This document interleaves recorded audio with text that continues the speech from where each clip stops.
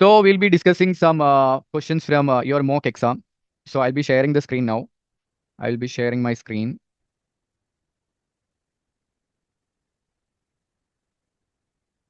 Okay. This is the interface you get. This is the interface you get when you attempt your mock exam. Here, when you click, since there is nothing assigned here, no assignment found. You can see that there is no assignments found here. No assignment found, which means there is no questions, no question paper available. So you have to select a question paper. So you have to browse available exam. Then you have to click exam category. So your exam category should be financial management. Should be the paper financial management.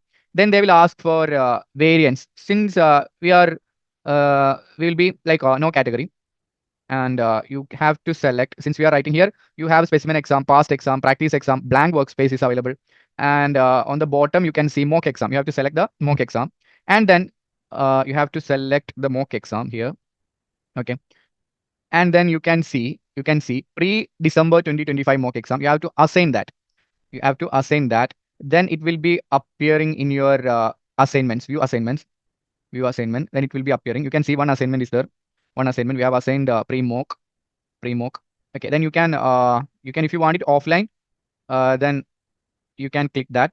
Since we are doing, so we have to start. Okay, so let's start the exam. We'll be starting our exam. So are you ready, guys? Are you ready to do the MCQs from our mock exam? Sure. Yes. So you have to click on start exam. Okay, we'll be starting our exam. So it will take few seconds to load. So your exam is for 3 hours, right? So the first few 10 minutes are for reading the instructions. You have to read it from your mock itself, so that you don't need time to spend in your main exam. Okay. You have to scroll down the entire screen so that you can move to next. Click on next. You have to scroll down, then click on next. Scroll down again. Next. Then next.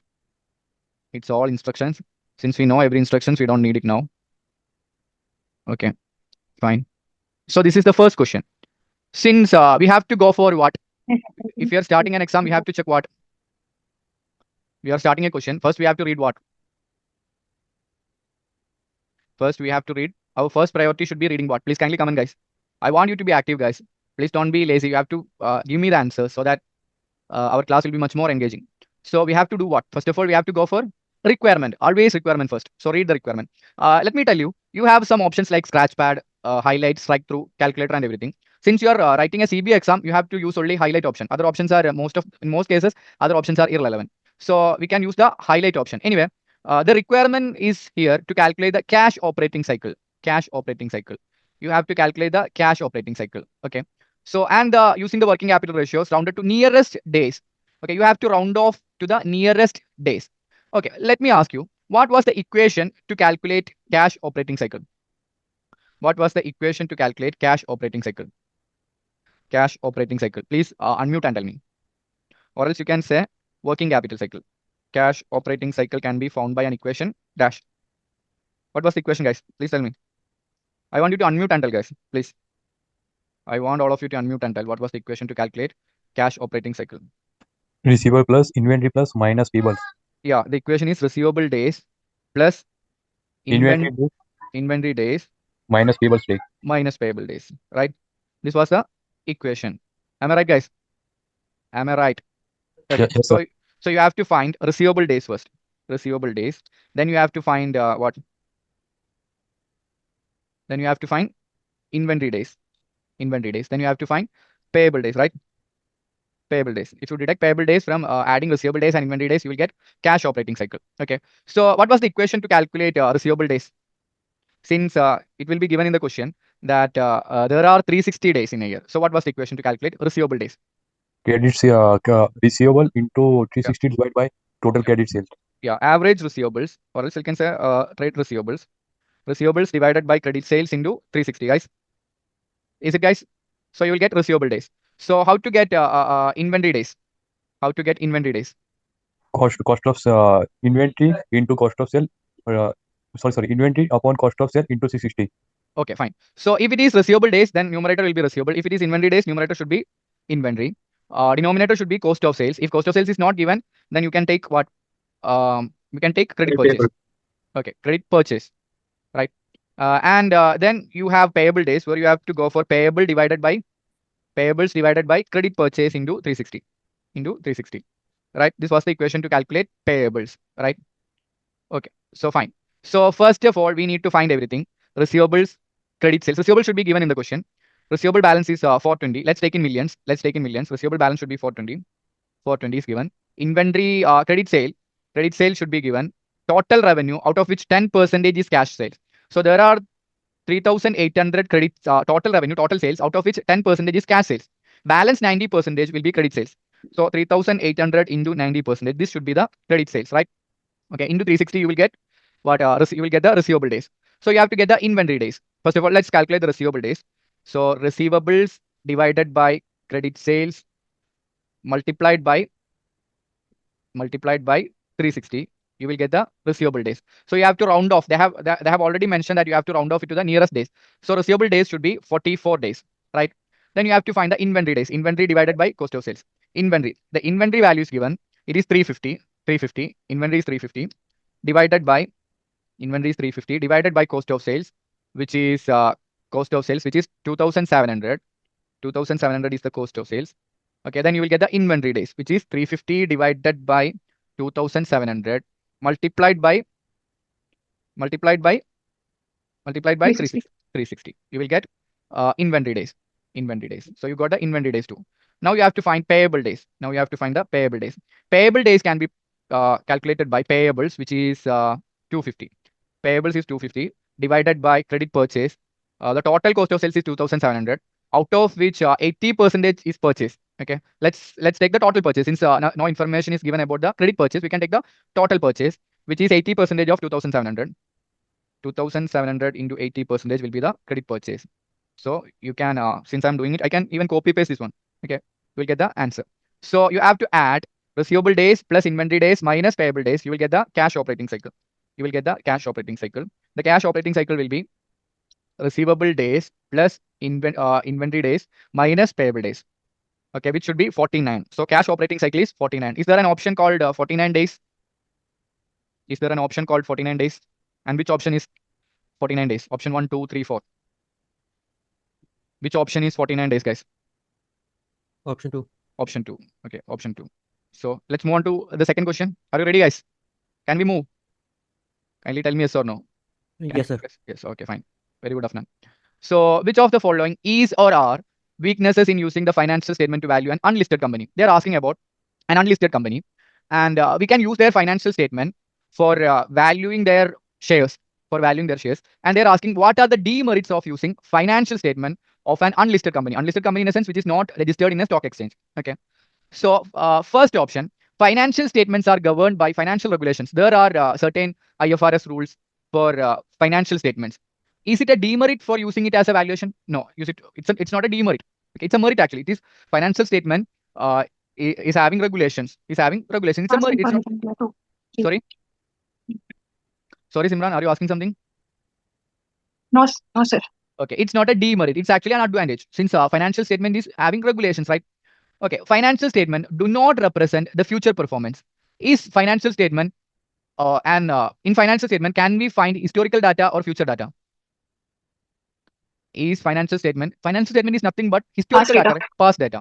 So it does not represent future performance. We should be valuing a company based on its future performance, what we can expect from a company. Since financial statement only provide us past data, it's a demerit actually. We cannot, it's not something related to the future. We cannot find future performance. So it's a demerit. Okay, 2 should be correct. Since option 2 is a weakness, which are the possible options? Which option can we eliminate now? We can eliminate, since we know that option 2 is a weakness. Option 2 will be there. So you can eliminate one option. Which option we can eliminate? Which option can we eliminate, guys? Please tell me. First and second. Second option. First and second. This option we can eliminate. I'm using strike through. You should not use that. Okay. I use it for your reference only for your exam. Please don't use the strike through. It will take more time. Okay. Anyway, financial statement are produced on an annual basis. Is financial statement commonly produced on an annual basis, right, guys? Is financial statements are produced on an annual basis normally? Yes or no? Sure. Yes, financial statements Yes, sir. Yes, sir. financial statements are produced on an annual basis as of December 31st. Okay, it's a balance sheet we'll prepare on December 31st normally. So it's an annual basis we are producing financial statement. It's a demerit. It's a demerit. So option 2 is a weakness for using financial statement to value an unlisted company. And option 3 is also a weakness since 2 and 3 are correct. 2 and 3 are weaknesses. Which option should be correct? Option D. Option D. This has to be correct. Okay. The reason why I strike the second option is that even if you guess, even if you are trying to guess, then you can guess from the 3 options available. We eliminated second option. Even if you're trying to guess the answer, you can guess from the other 3 options. That's why I strike it second option. Okay. So can we move on to the next question? Yes, sir. Okay, fine. Okay. This is a question of FRA.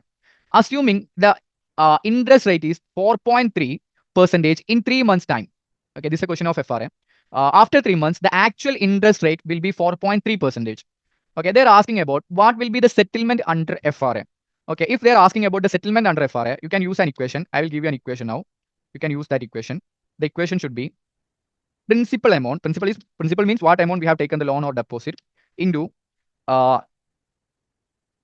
difference in interest rate. Difference means the actual interest rate and the actual interest rate and the fixed rate minus. Okay, actual interest rate and the FRA. Okay, what we have locked and actually what is the interest rate? That is the difference between interest rates into months by 12. Into months by 12. Okay, you can use this equation. You can use this equation. So the principal amount. Let's look into the question. The principal amount is 25 million. Okay, 25 million. So let's take 25 million as principal amount. Let's take 25,000. Let's take 25,000 because since we can remove 3 zeros, 25,000 we can take. And the deposit will be for a 4-month period. Yeah. Okay, we are depositing 25 million for a 4-month period in 3 months' time. After 3 months, we will be depositing 25 million for a 4-month period. Okay. And Stone Company is concerned that interest rate could fall over the next 3 months. Okay, they're afraid that interest rate might fall for the next 3 months. So it want to fix the rate of interest now with a forward rate agreement. They will fix an interest rate with a FRA contract. They will fix. There are 2 options for them. One option 3 to 4, which means from 3rd month to 4th month, only 1 month. Okay, this should not be 3 to 4. This should not be. We are depositing for 4 months from the 3rd month. So 3 to 7. 3 to 7. This has to be correct. 3 to 7 FRA from the 3rd month to the 7th month. 4-month deposit, right? From 3 months to the 7th month. Okay, so this has to be correct. This is irrelevant actually. This is irrelevant actually. Okay, so we have to go for 3 to 7 FRA. And since there are 4 months, 3 to 7 FRA, which means 7 minus 3, which is 4 months, you can multiply by 4 by 12. Okay, before that, you have 2 interest rate, 4.7% and also 5%. Since it is a deposit, we can lock at 1 rate only. Since it is a deposit, we have to go for deposit, right? So bank will accept deposit on a lower interest rate, which is 4.7. We locked at 4.7, but actually it was 4.3. We locked at 4.7, but actually it was 4.3. So the difference should be 4.7% minus 4.3%. We locked at 4.7, but actually it became 4.3 into months by 12. Months should be 4 by 12. So our answer should be 33.33. This is the settlement in FRM. So since we have done in thousands, we can multiply by 1,000. You will get into 1,000. You will get 33,333. So which option should be correct, guys? So which option should be correct? Kindly unmute and tell which option should be correct. Option B. So 33,333. Okay, that was the 3rd question. Okay, next one. Select the financial market to each of the company's need. Okay, we have to select the financial market. A company needs to convert foreign currency into domestic currency. Okay, if you want to convert your a foreign currency to your domestic currency, you will go to the foreign exchange market, not the euro currency market. Okay, you will go to your nearest foreign exchange market only. So this has to be correct. Deal company needs to issue new long-term loans. Since it is long-term, is it money market or capital market? Kindly tell me. Market. Capital market. Capital market is used for long-term finance. Okay. Money market is used for short-term finance only. Benji company needs to issue new ordinary shares. Okay, they are issuing new ordinary shares, which means first time they are issuing shares. There are primary market and secondary market. If you are issuing shares for the first time, then it should be primary market. Primary market. Excellent. Okay. Carlo company, remember Carlo company needs to purchase short-term over-the-counter derivatives. Is derivatives, you have to check about the derivatives. Okay. If it is derivatives, then you have to click primary money market. It's short-term over-the-counter derivative. So it should be primary money market. Okay. This has to be the answer. Okay, this has to be the answer. Okay, fine. So can we move on, guys? Yes, sir. Okay. So what is the cost of equity for Buckland Marsh company to the nearest percentage? You have to round it off to the nearest percentage. You have two methods to calculate cost of equity. Which are they? DVM and CAPM. CAPM. If it is a CAPM, if they are if they DVM. want us to calculate CAPM method, they will definitely give the values about something related to risk will be given. So here nothing related to risk. Nothing, even the word risk, there is nothing related to risk. Since there is nothing related to risk, we can definitely say that it's a DVM method. So what was the equation to calculate? What was the equation to calculate KE based on DVM method? Cost of equity based on DVM method. What was the equation to calculate KE based on D1 upon P0 plus G. Yeah, let me write here. Please wait.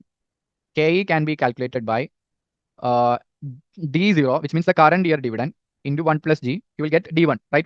You will get D1, next year dividend, divided by P0, market value of shares, divided by P0, market value of shares, all plus G, all plus G. You will get K, right? You will get K. So you need what? For calculating KE, you need D0, you need G, growth, and also need P0, right? If you have all that, then you will get K. So D0, you can take D0, which means the dividend per share, or else you can take the total dividend, so that you have to take the total market value of shares also. If you're going for one share only, you can take D0 and P0. If you're taking total, then you can go for total dividend paid and total market value of shares. So since here, let's check D0 is given or not. Okay, they have already told okay, as recently paid a dividend of 5 million. Yeah, they have already paid a dividend of 5 million, which is D0, right? Which is D0. D0 will be 5 million. So you can write here D0 should be 5 million. Okay, we can take in millions, no problem. D0 should be 5 million. And market capitalization. Market capitalization means total market value of all shares. The market value of all shares is 58 million, which is P0. You can write as 58. No problem. G you have to calculate. There are two methods for calculating G. Which are the two methods for calculating G? Dividend growth model. Dividend growth model and Gordon model. yeah, Gordon's growth model and dividend valuation model, right? Gordon's growth model and what? Constant growth model and Gordon's model, right? So since return on equity, RE is given, and the dividend payout ratio, we can use, sorry guys, we can use which method for calculating G? Gordon's model, G equals B into R, where B is the proportion of fund retained from the profit and R is the ROC, return on equity. Okay, so they're saying the profit from the profit, they paid 70% as dividend. 70% as dividend, which means they have retained a 30%. So B should be 30%, and R means the percentage of return on equity, which is 20%, already given here. So you will get the G. Okay, you got the G 6%. You got the P0. You got the D0. You can calculate K. K should be, you can use the equation D0 into 1 plus G, which is 6%, divided by P0, all plus G, which is 6% again. Okay, you will get K as 15.133137. So they have already asked us to what? To the nearest percentage, whole percentage. So it should be 15%. So K should be 15%. Since percentage is already given here, you can type 15 only. You can type 15. Okay, we got the answer as 15. Can we move on, guys? Did you get the idea? How did we get the K? Yes, sir. Okay, fine. So we'll be moving on to the next question. Okay. Okay. Which two of the following statements are true? Two statements should be correct. The finance director of Trecor company is analyzing the yield curve in Euro market to select a suitable financing strategy. He observed the yield curve has recently changed from normal yield curve to an inverted yield curve. So what is the shape of yield curve normally? Normally what? Upward slope. But after analyzing that, they understood that it's a downward slope now. It has to be upward slope, which means as the time increases, more return should be given. But now they have understood that it's now a downward slope. So in two of the following situation, it has to satisfy two of the following situation. Okay, which two of the following situations are true? They're asking about two situations which should be true. Okay, so bonds with long-term maturity term will have lower return. Is this true, guys? Yes, true. Why? Because Inverted yield curve, short term interest high, long term interest low, inverted. Yeah, excellent. If it is a inverted yield curve, which means if you are investing for longer time, then you will get lower returns only. Since it is not a normal situation, it's an inverted yield curve. If you invest for longer time, you will get the lower returns only. Okay, this has to be correct. Okay, fine. Okay, Trecor company is exposed to rising interest rate in the Euro country. They are exposed to interest rate rise. Okay, it's not true actually. Okay, interest rate should not be rising. Since if you are investing for longer time, so interest rate should be getting lower only. So this has to be wrong. Okay. The change would have been beneficial for Trecor company if it had issued long-term fixed rate debt before the inversion. Okay, they are saying that the change, which means it's an inverted yield curve, right? So in future the interest rate will come down. So that change would have been beneficial for Trecor company. Variable interest rate long term sir बेचना. Sorry. long term में variable interest rate तो cheaper हो ना, fix में तो high cost हो जाएगी ना. Yeah. Yes. Since if they would have issued a variable interest rate, they would have get the beneficial. But since they have issued a fixed interest rate debt, it won't be a beneficial for them because since in long term they have to pay only less interest. Okay, so fixed interest rate they still have to pay more interest. Okay, so it's a wrong statement. And the fourth one, raising euro bond financing in the euro currency has become more attractive. Okay, if they raise a euro bond, I mean if they raise an bond which is in euro currency, I mean a foreign currency, has become more attractive. So people always look for short term, right? People always look for short term benefit. If a bond they have, if they raise a bond, it will be more attractive to the investors because for short term they'll get more returns, so it will be more attractive. So this has to be correct. Okay, in short term they'll get more returns, so that will be more attractive to the investors. More attractive to the investors. Okay, then we have to move on to the next question. Okay, which of the following is an illustration of the principal agent problem? So what do you mean by principal agent problem? Could you please tell me? Sorry. Agency theory. Agency theory. Yeah. What is the problem between principal and agent? Who is the principal in a company? Shareholder, agent or manager. Agents are managers. So managers are required to work for the shareholders, right? In normal case, no, in every case, managers are required to work for the shareholders, right? Okay. But agency problem is a situation where managers are working for their own benefit. Managers are working for their own benefit. It's an agency problem, right? So which of the following is an illustration of agency problem? Okay. Managers working for their own benefit. Suppliers cutting their cost. Suppliers, not the managers. So this has to be wrong. Okay. This has to be wrong. I'm asking about the directors. Okay. Directors are the agents. Let's look at the third option. Shareholder group disagrees over dividend policy. Okay. Shareholders are disagreeing with the directors' dividend policy. This is not an agency problem. Agency problem is where directors or managers are working for their own benefit. Since this is shareholders disagreeing for the dividend policy, not an agency problem. Okay, not an agency problem. The stock market exerting pressure on companies to achieve short-term profit. Okay, the stock market exerting pressure on companies to achieve short-term profit. No, this is also not an agency problem. Okay, this is also not an agency problem. The stock market is exerting pressure, not an agency problem. But this has to be the agency problem. Directors, which means the managers, or else you can say directors, avoiding debt finance because lower interest rate payments increase their job security. Okay. Directors are avoiding debt finance. Okay, they are not taking debt finance because lower interest rate payments will increase their job security. Okay, without looking for the shareholders' advantage. See, since steady debt finance do have less cost, so it will be beneficial for what our shareholders, right? Debt finance is beneficial for our existing shareholders since it has less steady only. If directors are avoiding debt finance, then it's against the agency theory. So this has to be correct. This has to be correct. Okay, directors avoiding debt finance because lower interest rate payment increases their job security.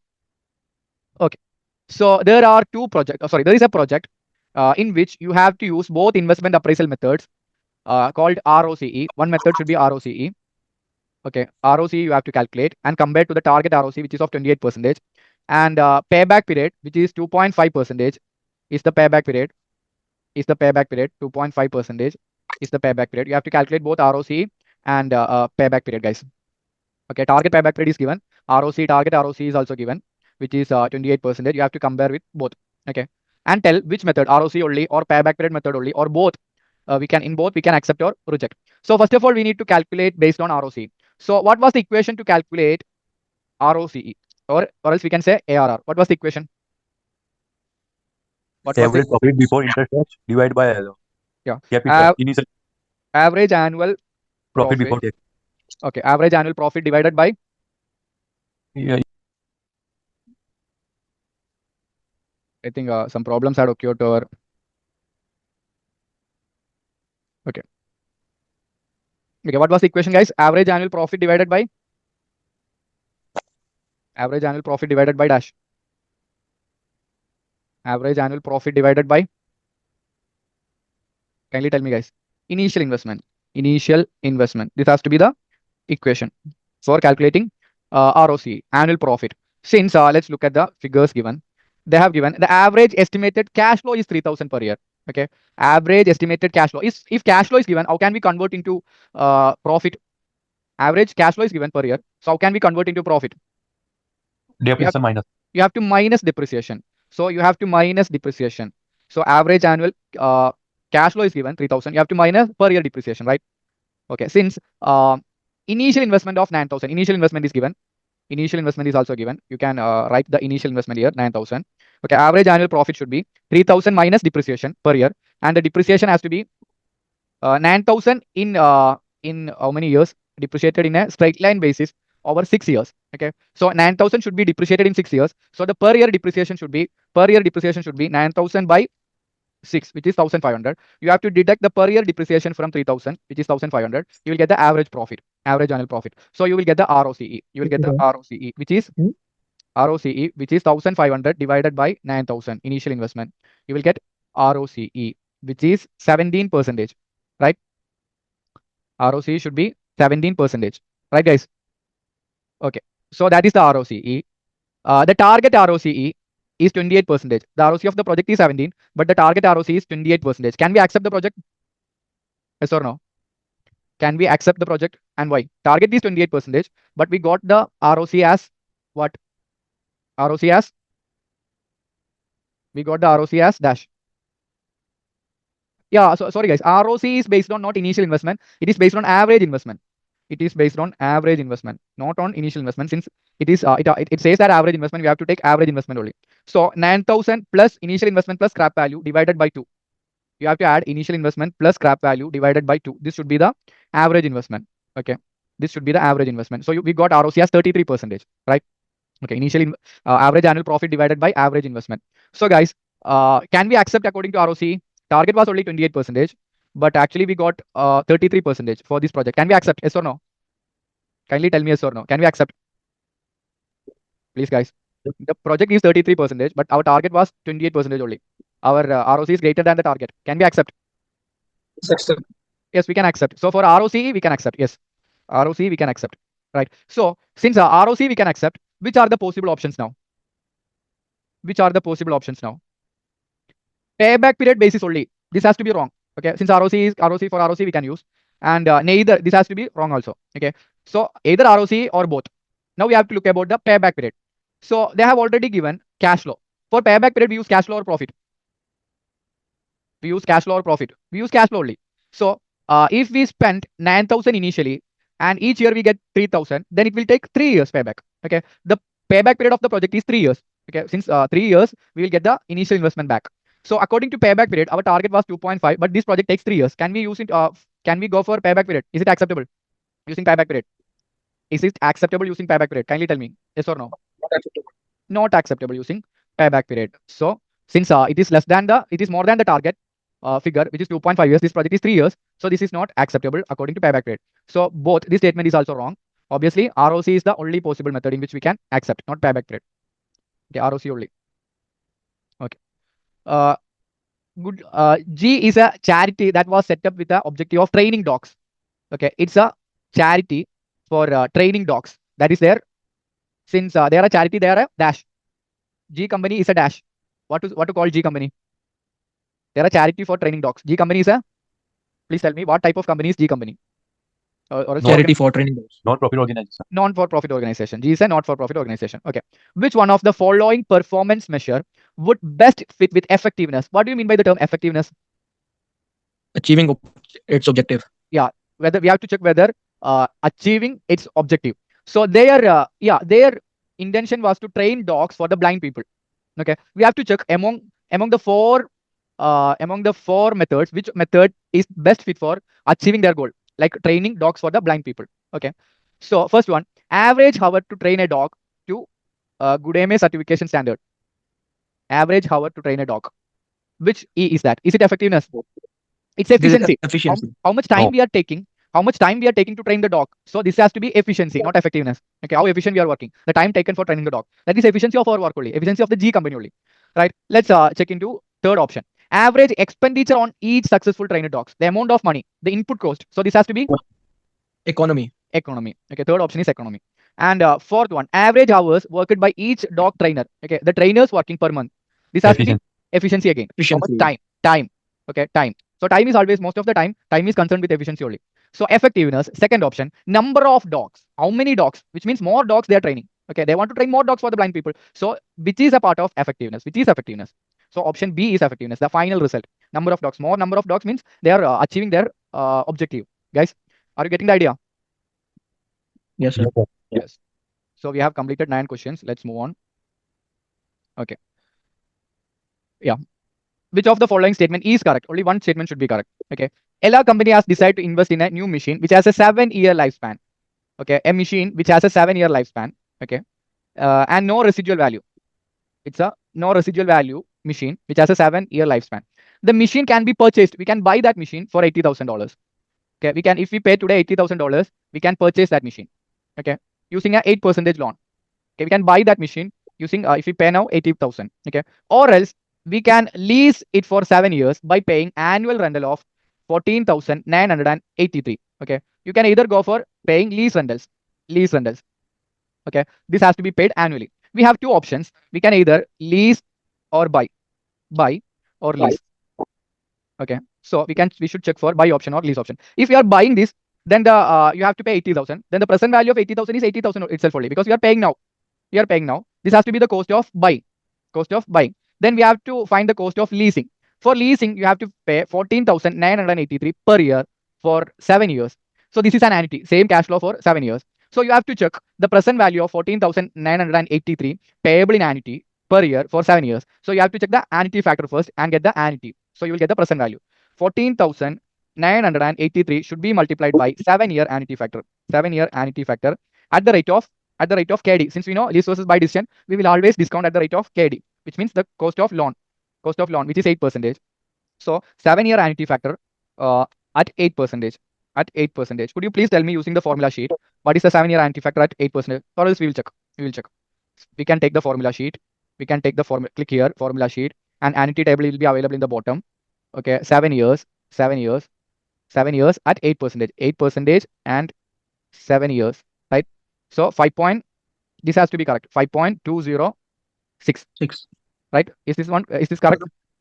Okay. 5.206. This is the annuity factor. So you can multiply 14,983 multiplied by 5.206.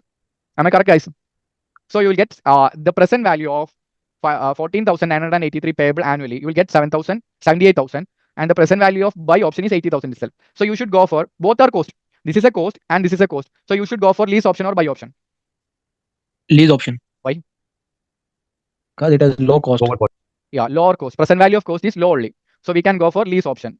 We can go for lease option. Okay. So please read the option, 4 options, and kindly tell me. I'll be coming in a second. Please read the 4 options and kindly tell me which option is correct. I'll be coming in a few seconds. Please wait.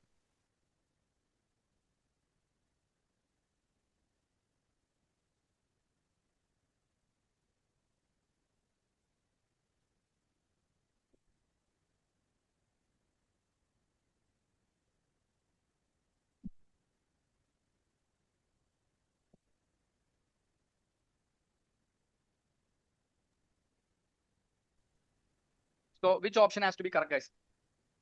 Which Option C. Option C, and why? Why option C? Because if we lease the machine, we will have the lower overall cost than purchasing outright. Yeah, we will have lower cost only. The present value of, if we check the present value of cost, then we will get the lower cost for lease option. Third option should be correct. Okay. This is a good question actually. What is the theoretical X right price per share? You need to find the TERP, and you also need to find the right issue price. Okay. you have to find the right issue price. So I'll be drawing a picture here. Where is my pen? My pen is missing. So I'll be drawing a picture here.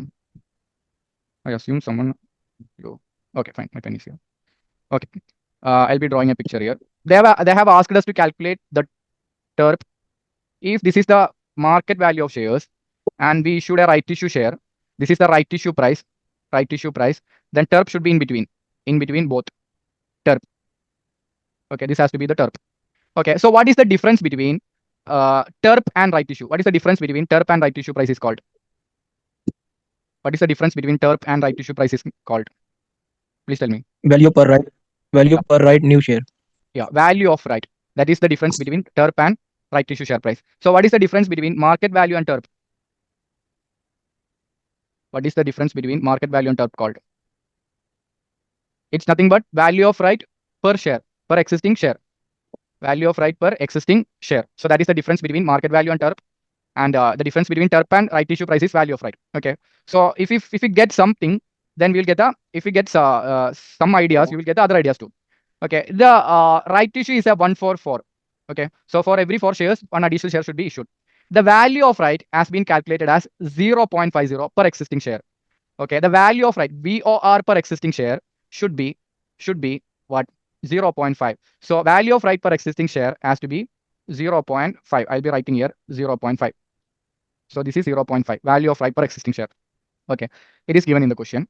The market price is currently $8. The market price is currently $8. Market price is $8, which is also given. So you will get the TERP easily. You will get the TERP easily. TERP should be $8 minus value of right. The difference is 0.5. So 8 minus 0.5, you will get the TERP. TERP should be dash. 8 minus 0.5. 7.5. 7.5. You got the TERP as 7.5. Easy. Okay, obviously you can get the TERP. TERP will be 7.50. You can do this. Okay. And you have to find the right issue price too. We don't know the right issue price too. Okay. We know the value of right per share. Value of right per share is 0.5. Value of right per existing share. Per existing share is 0.5. You can get the value of right by multiplying 0.5 into number of existing shares. So how many existing shares are there? 1 4 for shares. 4. 4 existing shares are currently there. For every 4 shares, 1 additional share is issuing. So currently existing shares should be 4. So your value of right should be 0.5 into 4, which is $2. $2. So value of right is $2. So you got the value of right as $2. So you will get the right issue price, which is 7.5 minus 2. So it has to be 7.5 minus 2, which is $5.5. So the right issue price should be $5.5. Okay, you can simply do this. Target 2. Drag and drop. Done. Okay. Are you getting the idea, guys? Are you getting the idea? Yes, sir. Yes. Okay. Yeah, this one seems a bit tricky. Okay. Anyway, we'll do. What will be the share price at the end of the day? End of today. Suppose today is 29th November. Let's say today. What will be the share price today if the market is semi-strong form and strong form? So what do you mean by the term semi-strong form stock market? Only publicly announced data will be reflected in the share price, right? Okay. What will be the share price if the market is a strong form? Okay, we have 4 options. Okay, let's say T company is a listed company with 400 million ordinary shares. Okay, 400 million ordinary shares. They have 400 million ordinary shares. Okay, yesterday means 28, let's say 28 November. The share price when closing the stock market, the share price was $5. Okay, $5. 2 days earlier, okay, before 2 days, the company have already approved 2 new projects.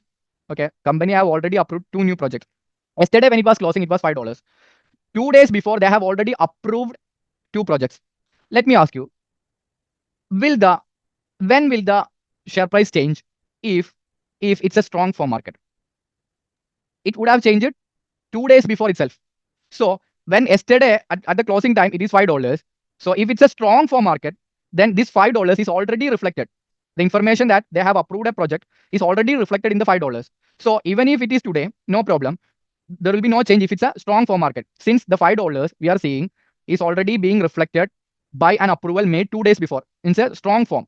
Even when they have already made the decision, it would have changed. So $5. So if it's a strong form, it will be $5 itself. It will be $5 itself. Am I correct? Then you can get the answer easily. The answer is already we got the answer. Since this is an MCQ, we got the answer. Which option should be correct? If it's a strong form, then share price should be $5 only. Option Share price 3. should not change. Option 3. This has to be correct. Before looking at the reading further, we got the answer. Okay, no problem. Let's check. Anyway, if it's a semi-strong form, let's check what should be the share price if it's a semi-strong form. Okay, product A has an NPV of 40 million. A product which has a NPV of 40 million. The decision to launch product A will be announced publicly tomorrow, which will be announced tomorrow only. Will it affect the share price today? Will it affect the share price today if it's a semi-strong market? No. Only when you are announcing the share price tomorrow, then only the share price will change. For product A, there will be no change in share price. Okay, since we are publicly announcing it tomorrow only, no effect for product A. Product B, NPV of 160 million. The decision to launch product B will be announced publicly today morning. Today morning it is announced, and today evening when the share market is closing, if it's a semi-strong market, today morning we announce it to the public, then the share price gonna change. It won't be $5. Yesterday closing it was $5. Today morning we made an announcement, then it will increase. Share price will increase. How much amount the share price should increase? Okay. So the share price was $5. Let me write here $5.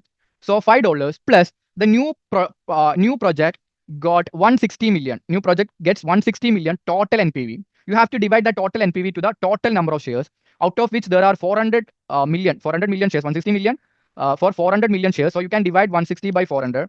So this much amount, the share price will increase. Total NPV by product B divided by total number of shares. For one share, this much amount will increase. Okay, share price. This much share price will increase. So it will be 5.4. Obviously, we got the answer earlier itself. So if it's a semi-strong form, at the end of today, the share price will be 5.4. And if it's a strong form, 2 days earlier itself, the company made the decision. So yesterday it was $5. The $5 is already being reflected by that decision. So today there is no change. There will be no change. So it will be 5 only, 5.4 and 5. So option 3 has to be correct. Option 3 has to be correct. Did you get the idea, guys? What I'm trying to tell? Did you get the idea? Yes or no? Okay, anyway, option 3 has to be correct. If it's a strong form, yesterday it was $5. 2 days before they made an announcement, then it won't change. It won't change. Okay. Okay. Next one. Which of the following statement concerning the traditional theory of capital structure is correct?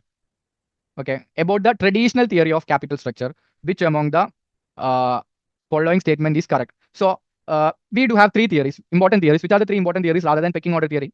Capital structure theories. Traditional theory and then M&M theory with tax and without tax, right? So which option should be correct? Which option should be correct? Option A. There is an optimal capital structure for a company where the market value is maximized. Okay, we know that the graph for traditional theory was like this. We know that the graph for traditional theory was like this. Okay, if gearing increases, WACC gonna decrease, and at a certain point, WACC gonna increase. Okay, this has to be the graph. So at this point, WACC is minimum, and at this point, we have what? When the WACC is minimum, the market value is maximum, right? So there is an optimal capital structure where the market value is maximized. So option A has to be correct. Okay. So cost of equity is decreasing as a third option. Cost of equity is decreasing. No, every time as gearing increases, cost of equity will increase only. Cost of equity will not decrease. All graph, you can check all the graph. As gearing increases, equity shareholders want more return. So the cost of equity should be increasing only. It won't decrease. Cost of debt is constant. No, it won't be constant. There is a small difference at the end. So cost of debt. Sorry? Without tax में constant होता है. I didn't get the question. Without tax is your debt constant. Without tax. Without tax. Yeah, without tax. No problem. But this is traditional theory. Traditional theory, there will be an optimal WACC where the market value is maximized. So option A has to be correct. Can we move on, guys? Yes, sir. Okay. Which 2 of the following statement concerning the interest rate risk management smoothing? So what do you mean by the term smoothing? What do you mean by the term smoothing? Half interest fixed, half loan variable. Yeah. There will be 2 types of interest rates in a company, which is fixed and variable. If every interest rate is fixed, there is a problem. If every interest rate is variable, there is also a problem. So we will mix both fixed and variable. We will mix fixed interest rate and variable interest rate on a balanced way so that we don't have much problems. There will be problems since there is variable and fixed, but our problems, our risk will be reduced. Okay. So anyway, so option 1 has to be correct. The debt portfolio will consist of a mixture of fixed and floating rate. Okay. Our total debt will consist of fixed interest rate and floating interest rate. One more option should be correct. The second option, interest rate payment will still increase. Okay, interest rate payment will still increase. Guys, all the debts are not fixed. There are some variables. It's a mixture of both. So the interest rate will still increase. Not everything is not fixed. Everything is not fixed. There are some variable content. So the interest rate will increase. It can increase. So option 1 and 2 are correct. Option 1 and 2 are correct. Okay. So we have completed 15 MCQs till now. We have completed 15 MCQs. Since I've gone through every MCQ, I didn't use the flag option. If you are having a difficulty for any MCQ, you can use the flag for review option. Okay. So we went through all MCQs. Are you feeling any type of difficulty? You can expect similar questions for your exam, maybe tougher, maybe easier. It's up to, we are not the one who can predict. I can't predict the type of questions, but you can expect any type of question. Anyway, you can expect different type of questions. So that's it. I want all of you to perform well for your exam. Are you having any doubts? Are you having any doubts? Are you having any doubts? I hope no. So that's it for the day. I want all of you to do really well for your exam. All the best, guys. Thank you. Good night.